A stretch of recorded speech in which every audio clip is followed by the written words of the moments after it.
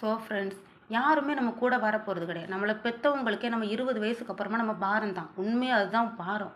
அப்படிங்கும்போது கணவர்களுக்கு நம்ம ஒரு யாரையுமே பெற்ற பிள்ளைங்கள்லேருந்து யாரையுமே நம்ம டிஃபன் பண்ணி மட்டும் வாழவே கூடாது.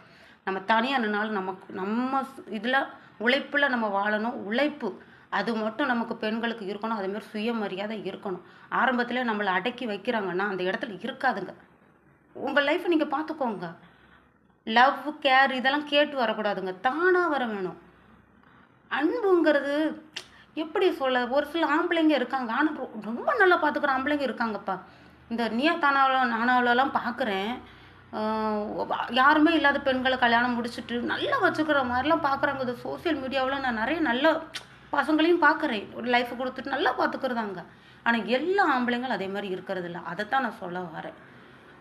இதனாலேயே இப்படி இருக்கிறனால நல்ல பசங்களையும் நம்ம சந்தேகப்படுறோம்.